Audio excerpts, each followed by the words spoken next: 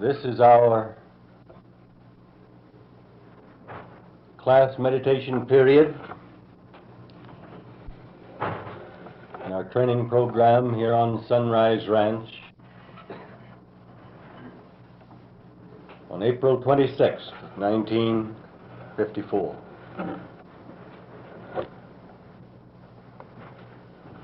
We have been considering together the matter of design. And we begin to realize more keenly the ways in which the design, as God established it, has been distorted, obscured, and made meaningless. It is not meaningless in that range beyond the reach of man,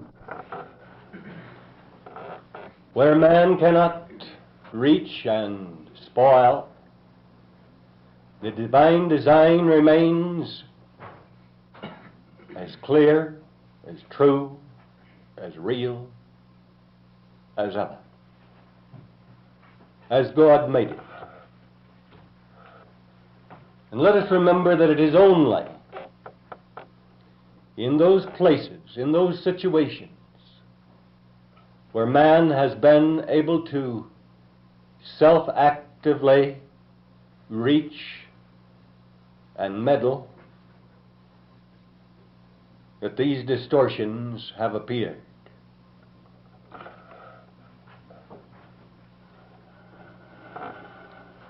We have begun to sense the fact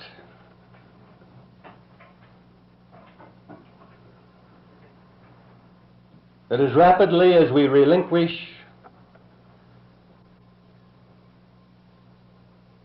the imagined right and the will to distort, so that we let the distortions be cleared from within mind and heart,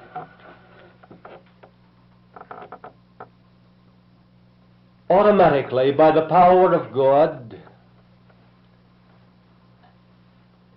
the right design begins to exert an influence.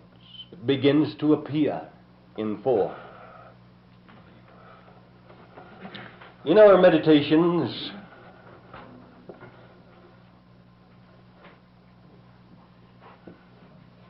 on Sunday, we considered the matter of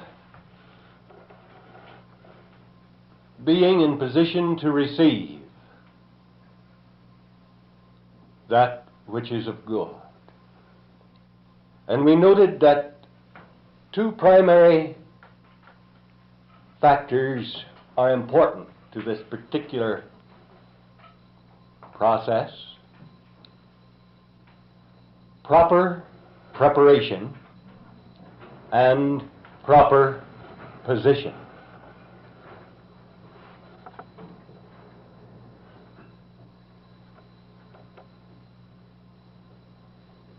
Broadly speaking, proper position is the position of facing the throne.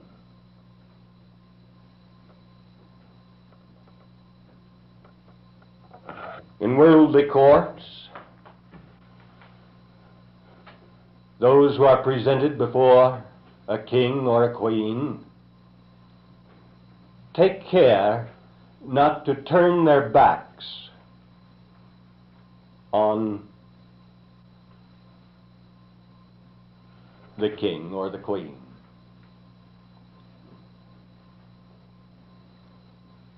That is essential to us. Man tends to turn his back on the king.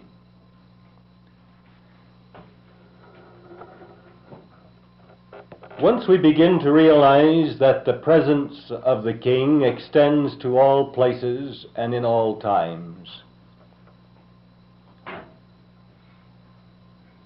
We do not imagine that we must journey through so many years of life, or journey through the miles into a different location geographically, in order to begin this process of facing the throne, of learning to be in and maintain the right position. But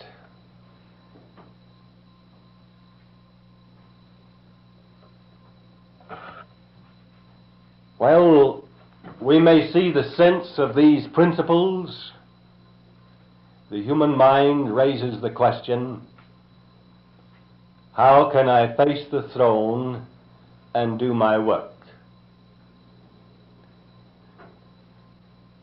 How can I be active? How can I accomplish what God wants me to do if I'm going to face the throne all the time? I need to turn around and get busy. And there is one of the distortions in relationship to design as it is established in the consciousness of the human being.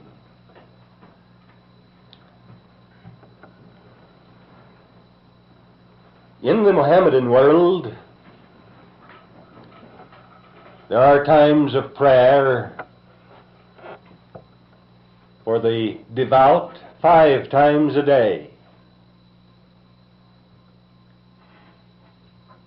at which times the faithful face toward Mecca.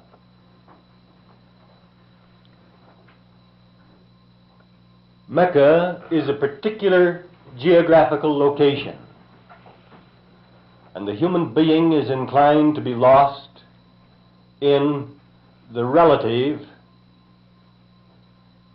factors involved. If we here were to say, let us face toward New York City, we would, in a general sense, turn our faces toward the east from this position. But if we were in the middle of the Atlantic, say, we wouldn't turn east ordinarily to face toward New York City, would we? We would face west. And yet,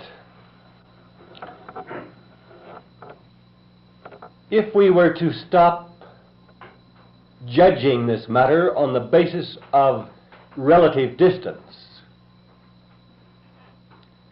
could we not face west and face toward New York City just as surely as we could face east? Couldn't we?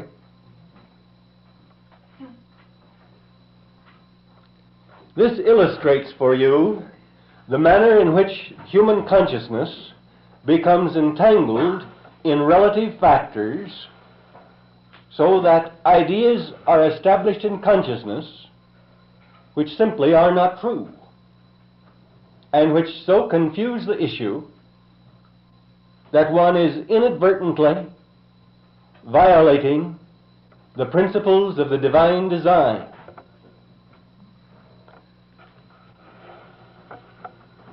Facing the throne of God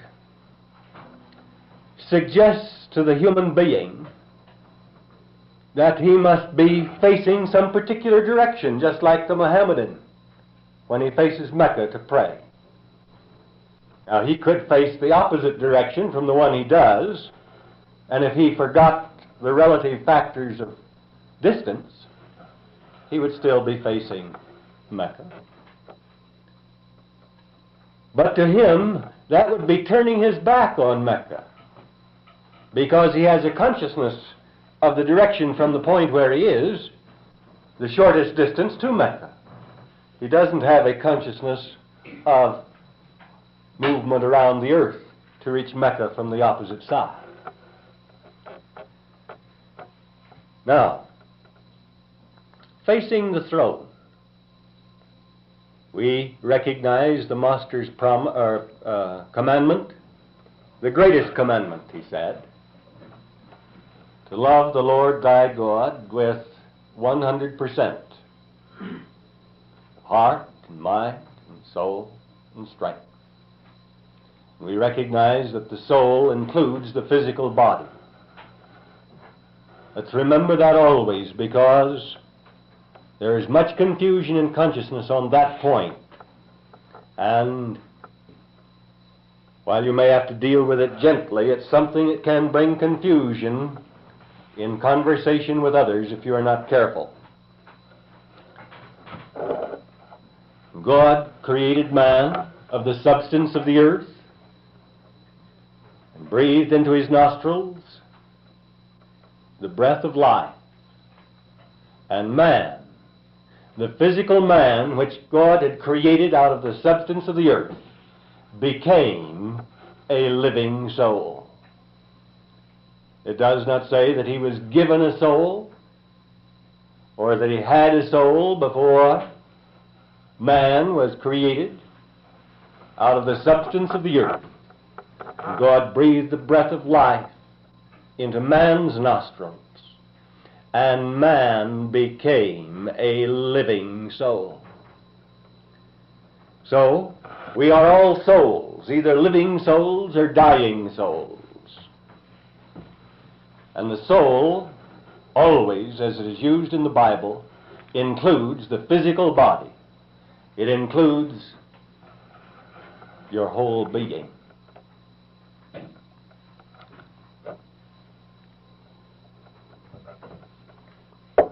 As a human being, that is, a man or a woman.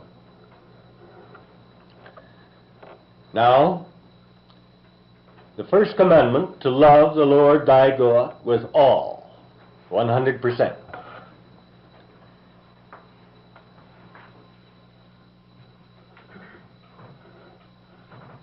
In this matter of facing the throne, we begin to realize that we do not have to face some certain direction. Some people, if they want to face the throne, they look up to the sky. If they want to bow before the throne, they get their heads down. As a gesture of humility, that is all right. But it is not a matter of the direction in which you are facing as to whether or not you are facing the throne. You find that you can face in any direction. You can be giving attention to any task. You can be in any position, looking up or down in the relative sense, and face the throne. What is it that causes a person to turn his back on the throne?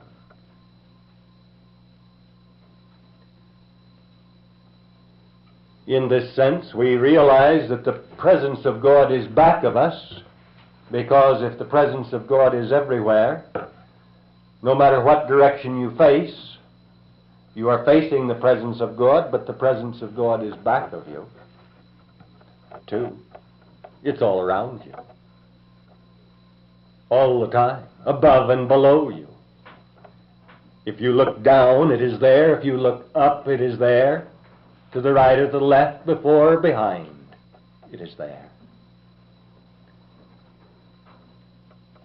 So, how do we turn our backs on the throne of God?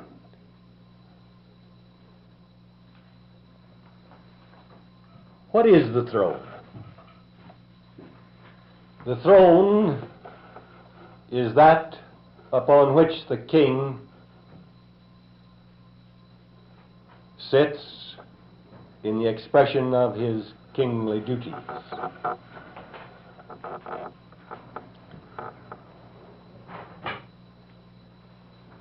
The throne of God. Where is it? It is said with respect to Moses that he saw the hinder parts of God.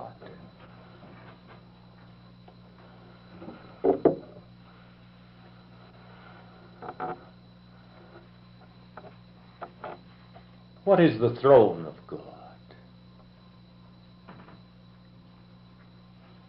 What is the place of God?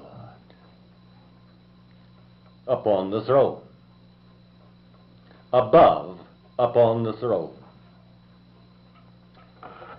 We can begin to develop a clearer consciousness of the significance of these points if we remember the first words of the Bible. In the beginning, God created the heaven and the earth.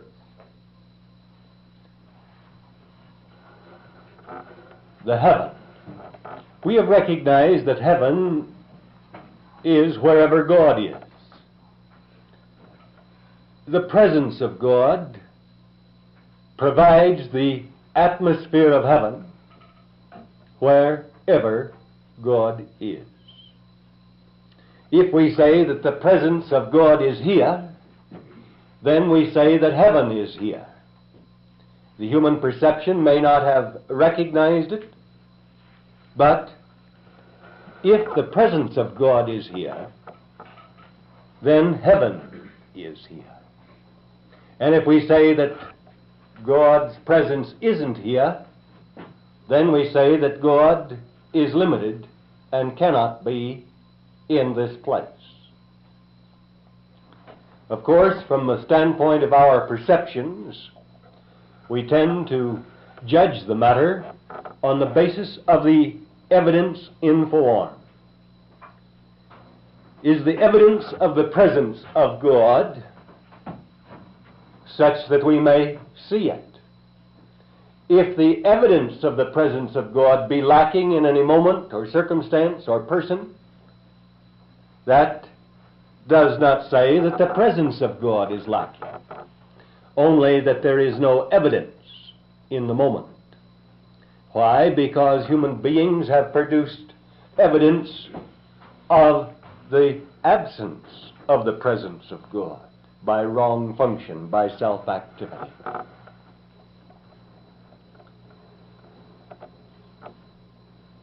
But wherever God's presence is, and He is omnipresent, there heaven is. But His presence manifests by reason of something in form. That which gives form, and so is the manifest evidence of that presence, we speak of as earth. The reality of that presence, not yet evident in form, we speak of as heaven.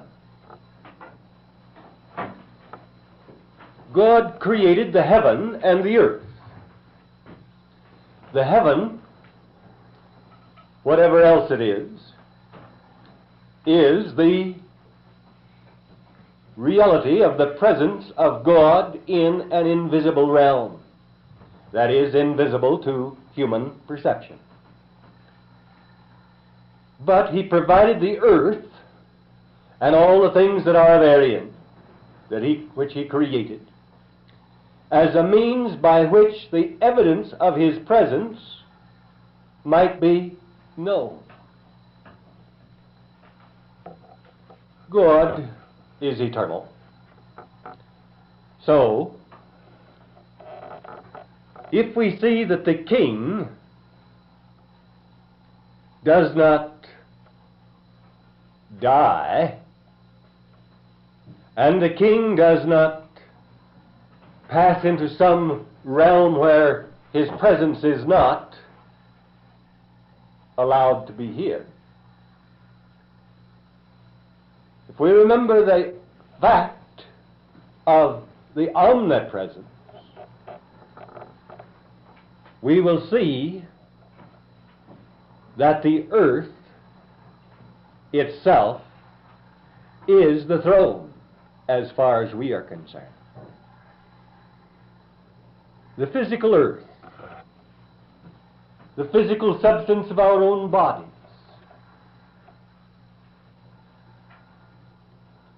is supposed at least to be the throne. Now the earth, because man has been self-acting, does not adequately reveal the evidence of the presence of the king.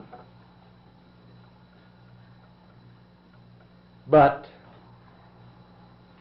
the only throne that has any meaning to us in this world is the substance of this earth, out of which man himself was formed.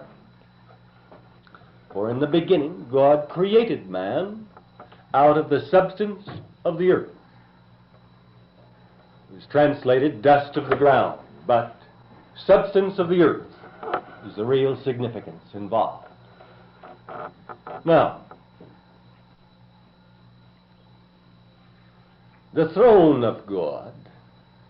When we think of a throne, we think of something beautiful, something more or less ornate, probably either made out of gold or at least covered with gold, made out of gold in God's case, where gold is the symbol of love. And the fact of the throne is, in fact, all the evidence of the presence of the king which we need. We do not say we must see God according to our concepts of what we think God would be like. Yes, the Master said, "Blessed are the pure in heart, for they shall see God." But at least until you are pure in heart, you don't need to be too concerned about what you will see when you see God. That will come in its season. The immediate point is that if we remember that God is eternal, that God is not going to pass away or go to some other realm and leave this realm without any of his presence, we can see that the presence of the throne is in fact evidence of the presence of the king. If you went into a palace, you might see the throne, but if the king was not sitting in his throne at the moment, and you had reason to believe that he was in the palace, you could properly say that the presence of the throne is adequate evidence of the presence of the king.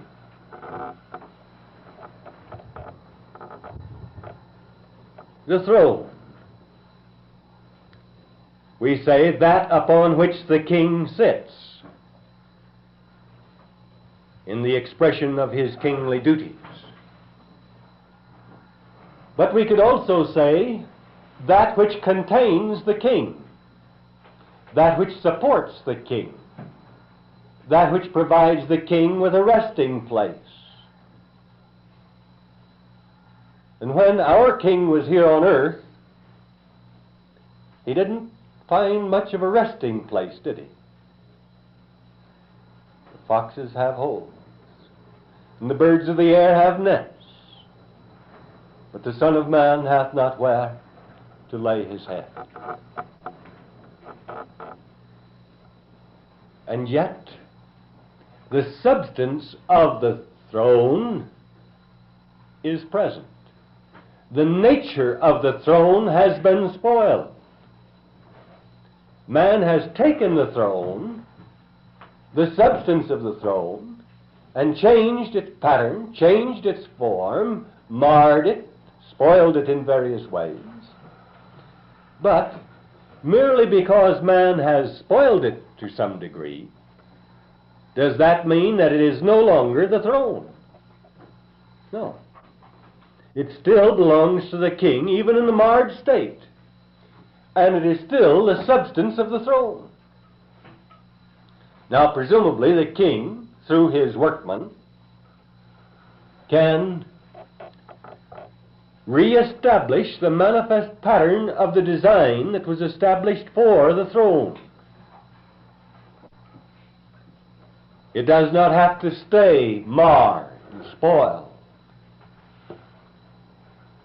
The pattern of the form of the throne, of its ornamentation, can, presumably by the workmen of the king,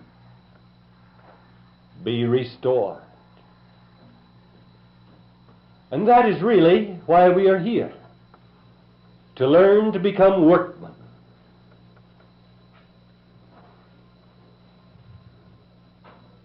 If we were to study the story of the building of the tabernacle, we would find some interesting things there, emphasizing the excellence of workmanship that went into that.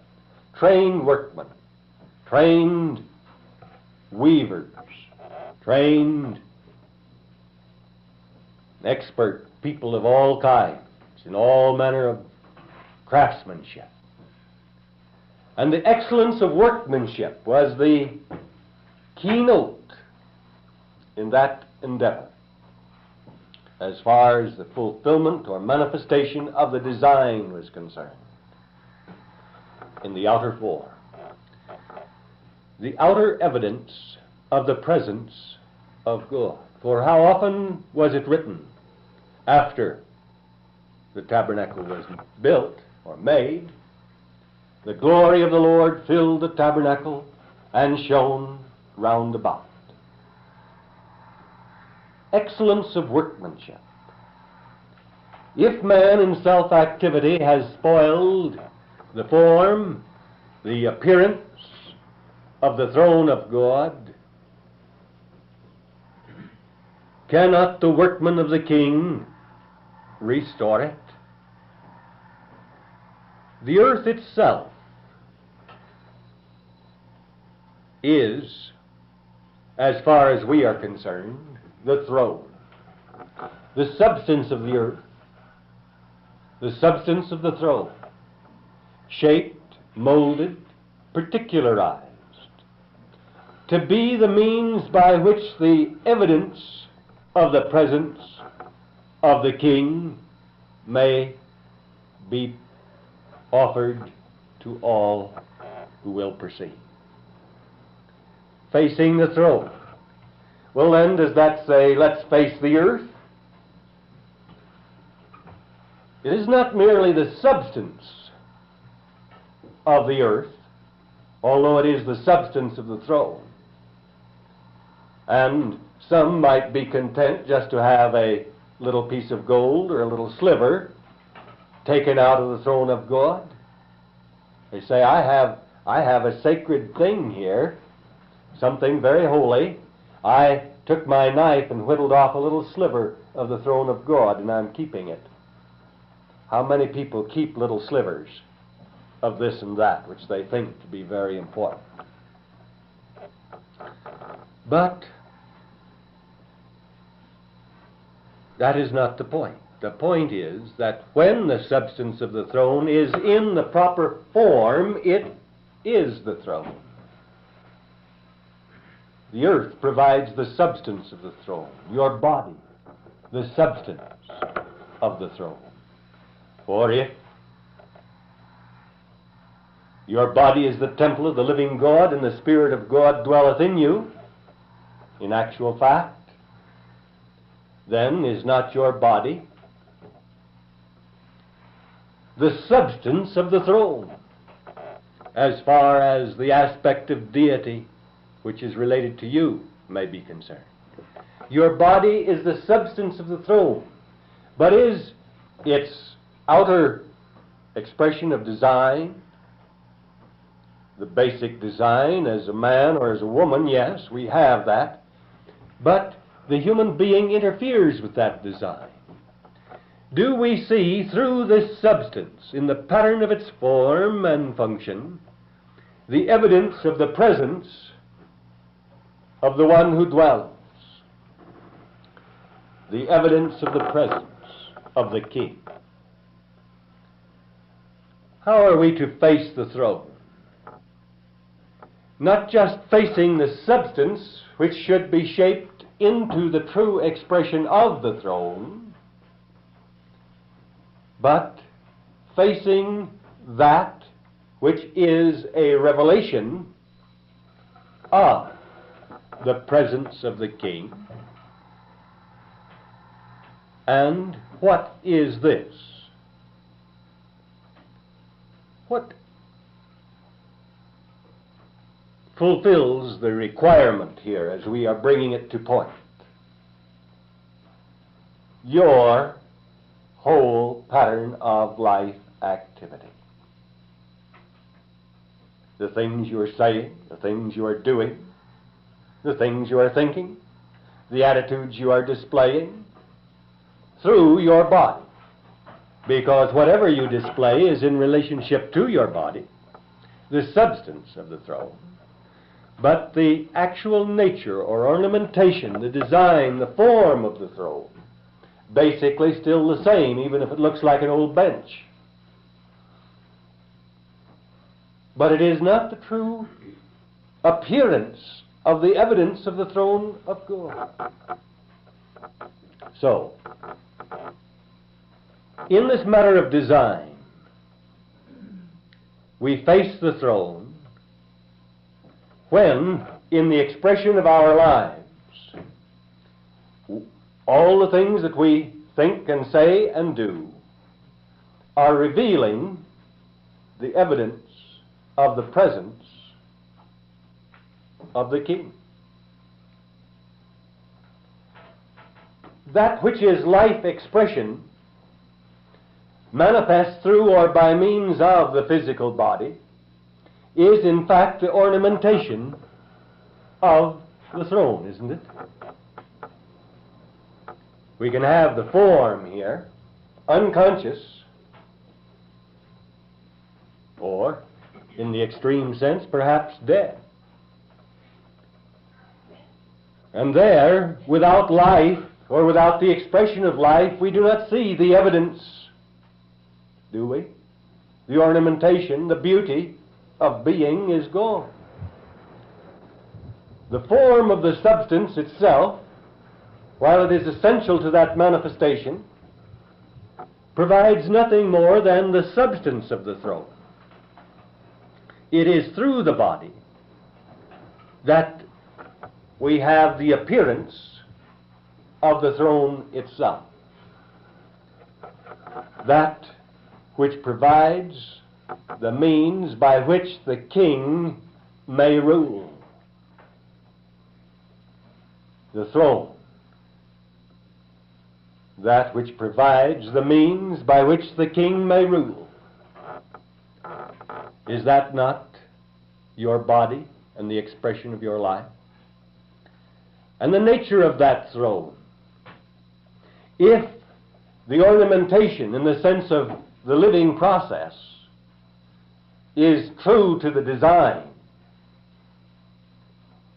with exactness, with good workmanship, then the clear evidence of the presence of the King is revealed.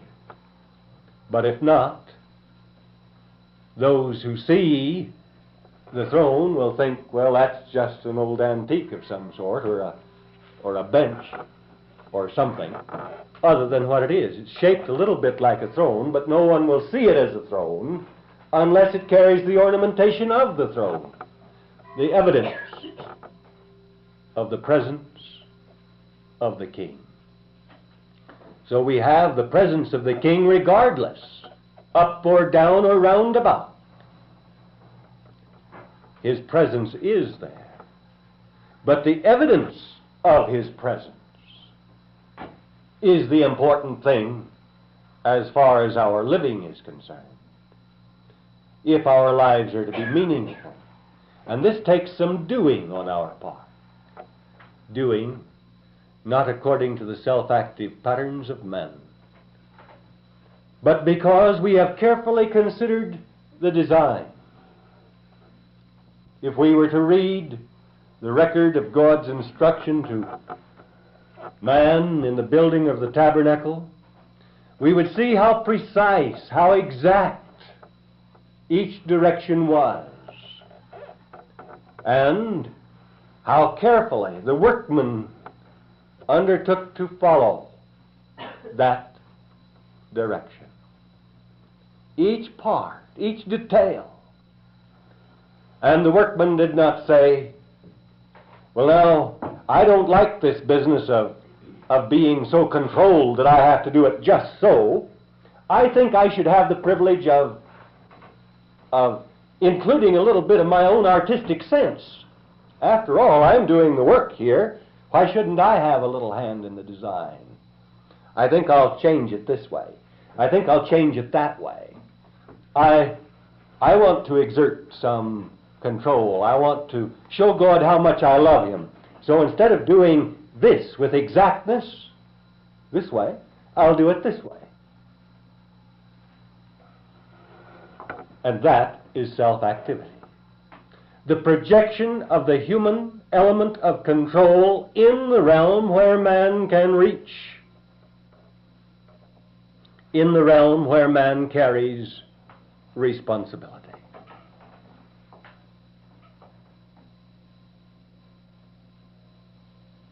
If you say, but I understood this before, did you? Theoretically, perhaps, intellectually in a sense, you accepted it, and yet, if you had understood it, truly, I think I would have been able to see something I have not yet seen in relationship to that part of the throne of God which you are.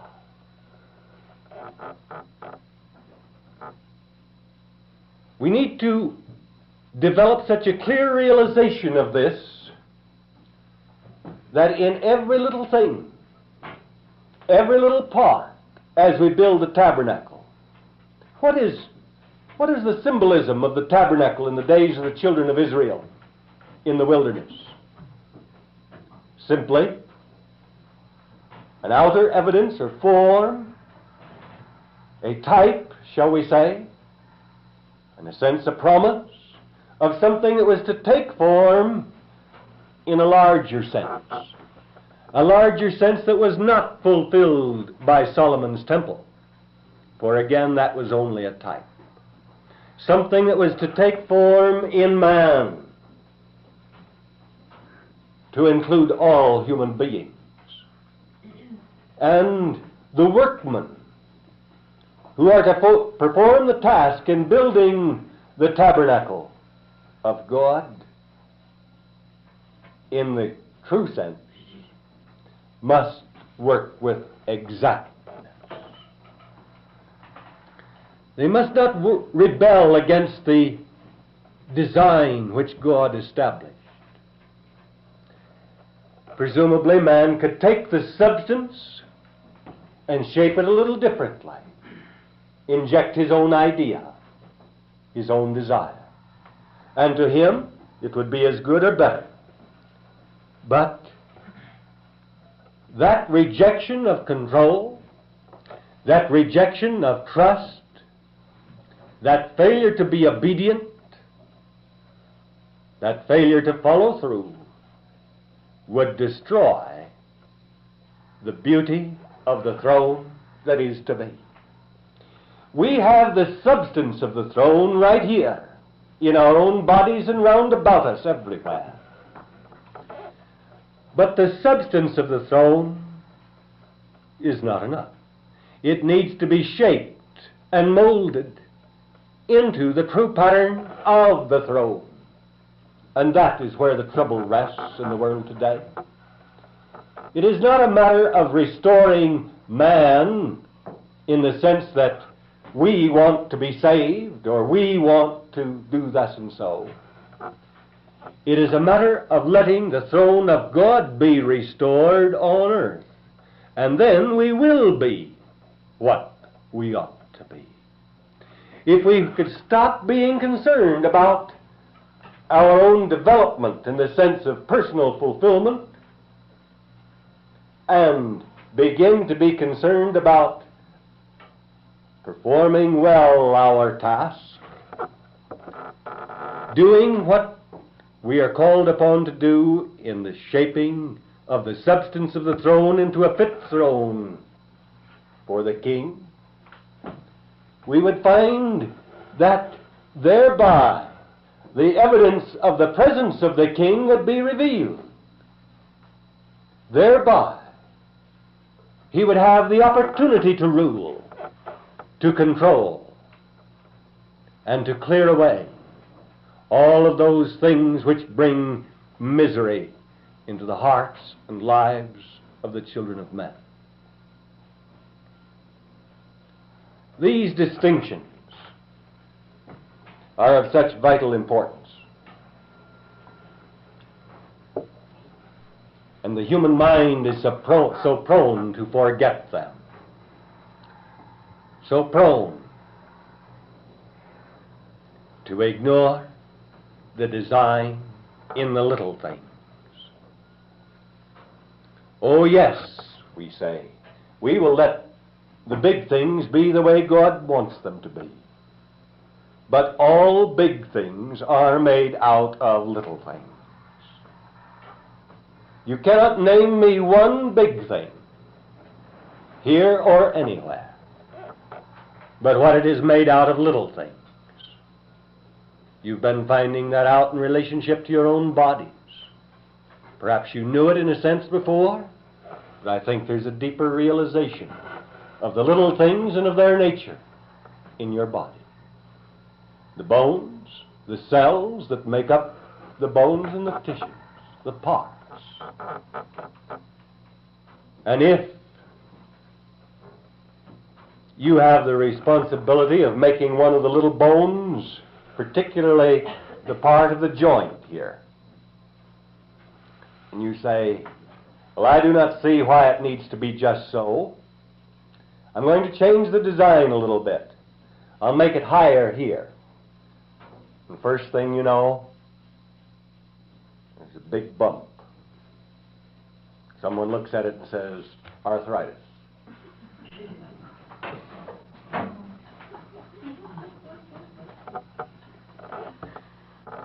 Do you want to give the body of God arthritis?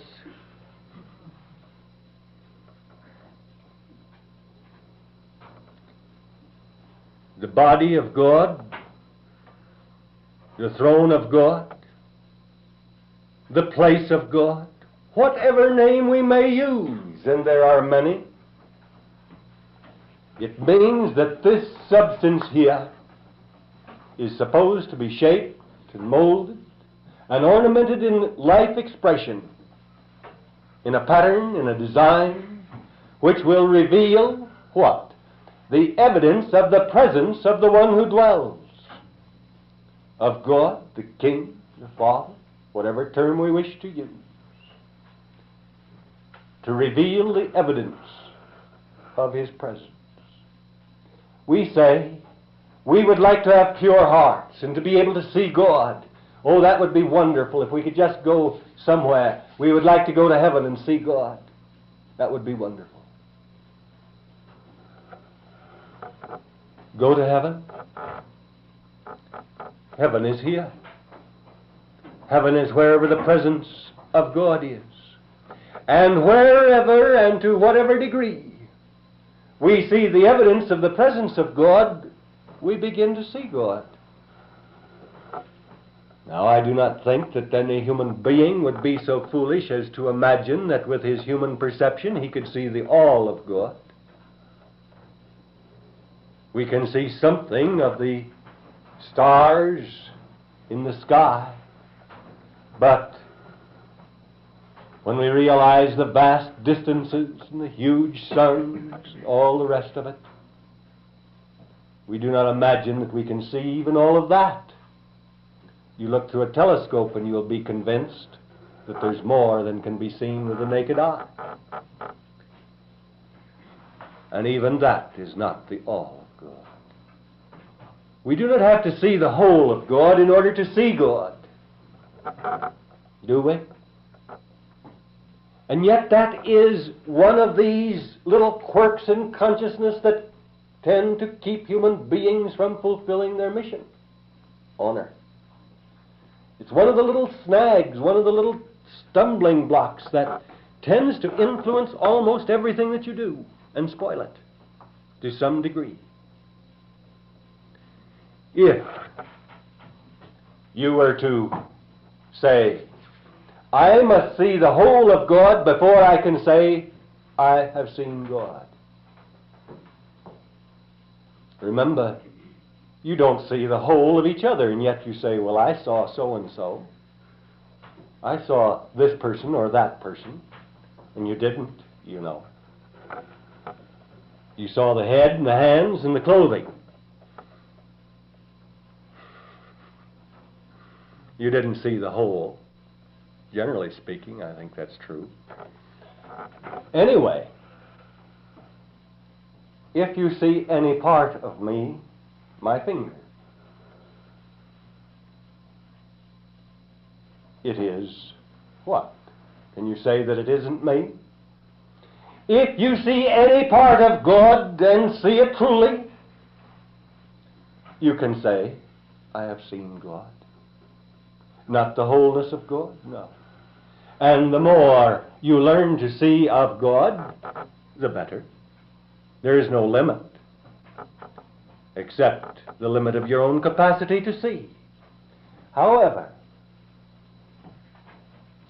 this idea that the human being must see all of God before he will admit having seen God is such foolishness. Because if you see the evidence of the presence of God made manifest in form, you have at least begun to see God. And that is the thing that we're interested in. The only value of design, the only value of substance is this, that through design established in substance, we begin to see the evidence of the presence of God. We can say the presence of God is everywhere, and be true. It's right. Yes, God is everywhere, omnipresent. But where is the evidence of the presence of God? That is the range of our responsibility. And unless we begin to realize this deeply, we will never be servers. We will never be true ministers. We will not be in position to help others develop in themselves and in their lives the evidence of the presence of the King. So whatever we are doing, we need to remember that we are workmen helping to build the form of the tabernacle or the throne or whatever else you want to call it, the kingdom of God on earth.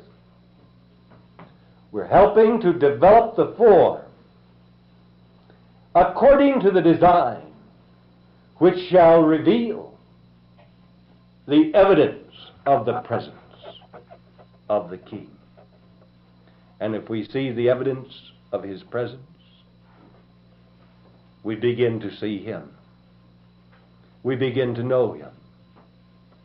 And heaven and earth begin to be one. They begin to have a real relationship. Because earth is supposed to give form to heaven on earth.